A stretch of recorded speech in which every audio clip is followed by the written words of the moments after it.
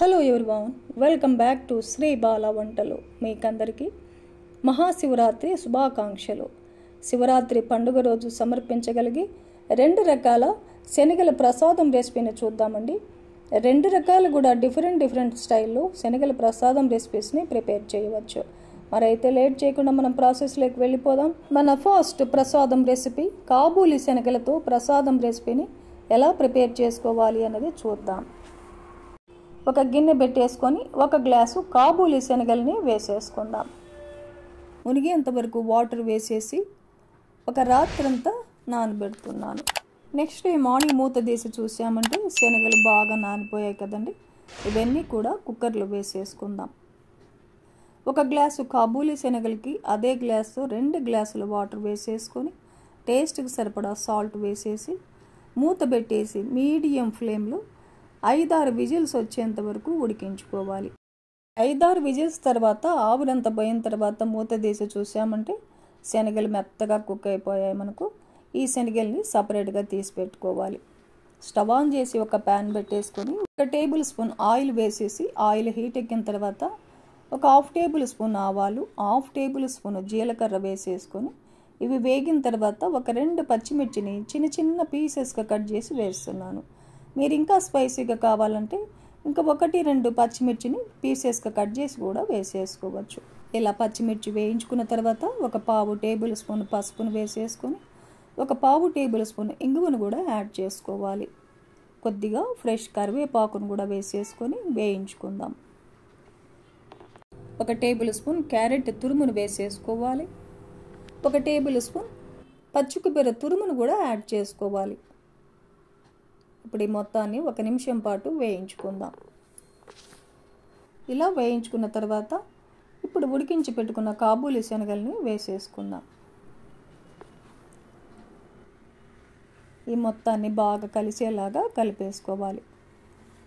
కాబూలి శనగలు ఉడికించుకునేటప్పుడు కూడా సాల్ట్ వేసాం కదండి, అది సరిపోదండి. ఇంకొంచెం సాల్ట్ వేసేసుకొని కలిపేసుకుందాం.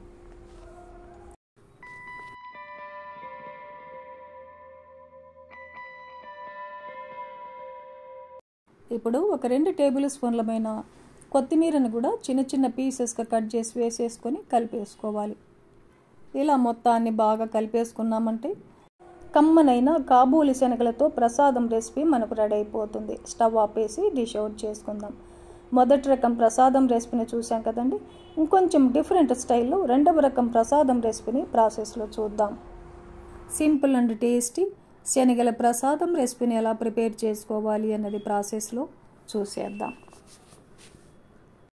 ఒక గిన్నె పెట్టేసుకొని 1 కప్పు శనగలు వేస్తున్నాను. శనగలు మునిగేంత వరకు వాటర్ వేసేసుకొని నైట్ అంతా రెస్ట్ ఇవ్వాలి. నెక్స్ట్ డే మార్నింగ్ మూత తీసి చూసామంటే శనగలు చాలా బాగా నానిపోయాయి కదండి. ఇప్పుడు ఈ శనగల్ని 2 సార్లు శుభ్రంగా కడిగేసుకొని కుక్కర్లో వేసేసుకుందాం. ఏ కప్పుతో అయితే శనగల్ని కొలుచుకున్నామో అదే కప్పుతో 2 కప్పుల వాటర్ వేసేసుకోవాలి. టేస్ట్కి సరిపడా సాల్ట్ వేసేసుకొని మూత పెట్టేసి మీడియం ఫ్లేమ్లో 5-6 విజిల్స్ వచ్చేంత వరకు కుక్ చేసుకోవాలి. 5-6 విజిల్స్ తర్వాత ఆవిరంతా పోయిన తర్వాత మూత తీసి చూసామంటే చూడండి శనగలు చాలా మెత్తగా ఉడికిపోయాయి కదా. ఇందులో ఉన్న వాటర్ని సపరేట్గా వంపేసుకొని రెడీగా పెట్టేసుకుందాం. ఇప్పుడు స్టవ్ ఆన్ చేసి ఒక ప్యాన్ పెట్టేసుకొని ఒక 2 టేబుల్ స్పూన్లు ఆయిల్ వేసేసుకోవాలి. ఆయిల్ హీట్ ఎక్కిన తర్వాత 1 టేబుల్ స్పూన్ శనగ బేడలు, 1 టేబుల్ స్పూన్ మినపగుళ్ళను వేసేసుకొని ఒక 1/2 టేబుల్ స్పూన్ ఆవాలు, 1/2 టేబుల్ స్పూన్ జీలకర్ర వేసేసుకొని వేయించుకోవాలి. ఇవన్నీ ఇలా వేగిన తర్వాత ఒక 4-5 పచ్చిమిర్చిని చీలికలుగా కట్ చేసి వేసేసుకొని కొద్దిగా ఫ్రెష్ కరివేపాకును కూడా వేసేసుకొని వేయించుకోవాలి. ఇవన్నీ ఇలా దోరగా బాగా వేయించుకున్న తర్వాత 1 టేబుల్ స్పూన్ అల్లం తురుమును వేసేసుకొని వేయించుకోవాలి. అల్లం తురుము కూడా వేగిన తర్వాత ఒక 1/4 టేబుల్ స్పూన్ పసుపు, 1/4 టేబుల్ స్పూన్ ఇంగువను కూడా వేసేసుకొని వేయించుకుందాం. ఇవన్నీ ఇలా వేయించుకున్న తర్వాత ఒక 4 టేబుల్ స్పూన్లమైన పచ్చి కొబ్బరి తురుమును వేసేసుకొని లో ఫ్లేమ్లో వేయించుకోవాలి. కొబ్బరిలో ఉన్న పచ్చిదనం పోయేంత వరకు ఒక 2 నిమిషాల పాటు లో ఫ్లేమ్లో వేయించుకున్నాక ఉడికించి పెట్టుకున్న శనగలను కూడా వేసేసుకొని కలిపేసుకుందాం. శనగలు ఉడికించేటప్పుడు సాల్ట్ వేసాం కదండి. అది సరిపోదు, ఇంకాస్త సాల్ట్ వేసేసుకొని కలిపేసుకోవాలి.